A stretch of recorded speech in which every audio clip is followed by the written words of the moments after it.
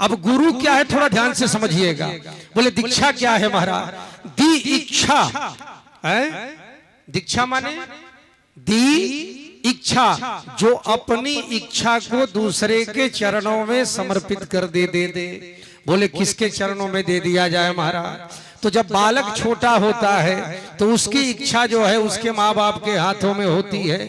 यदि बालक अपने पिता से कह दे कि पिताजी हमें आप कार की चाबी दे दीजिए, तो पिताजी कहते कि बेटा तू एक्सीडेंट कर जाएगा, हम तुम्हें कार की चाबी नहीं दे सकते, अभी तू छोटा है। यानी बच्चा अपने मन की नहीं कर सकता है, जो पिताजी कहेंगे वही बच्चे को करना पड़ेगा। इसका मतलब क्या है कि पिताजी उसके गुरु हैं।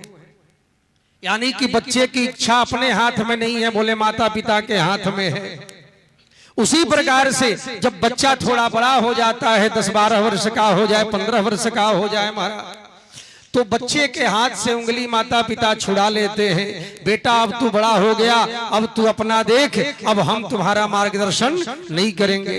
अब बच्चा जो है गड़बड़ा गया कि महाराज अभी तक तो माता पिता मार्गदर्शन कर रहे थे, एक पर एक उंगली छोड़ा लिया हमारा, बताओ अब कहाँ जाएं, किसके पास जाएं?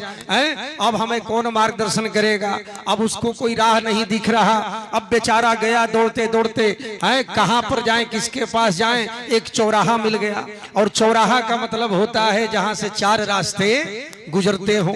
अब चौराहे पर खड़ा है, किस रास्ते जाऊं, भटक गया, मार्ग नहीं मालूम, माताजी साथ छोड़ दिए, पिताजी साथ छोड़ दिए, अब क्या करें? तभी एक व्यक्ति आया महाराज, और उस व्यक्ति ने कहा कि मैं तुम्हें बताता हूं कि तुम कहां जाओ। दक्षिण की तरफ मत जाना, वहां पर चोर डकैत रहते हैं, तुम्हें लूट लेंगे। पश्चिम की तरफ मत जाना, वहां जुआ खेलने वाले लोग रहते हैं, तुम्हें जुआ खेलना सिखा देंगे। और सुनो, उत्तर की तरफ भी मत जाना, क्योंकि वहां पर वेश्याएं रहती हैं, तुम्हें पथभ्रष्ट कर देंगी।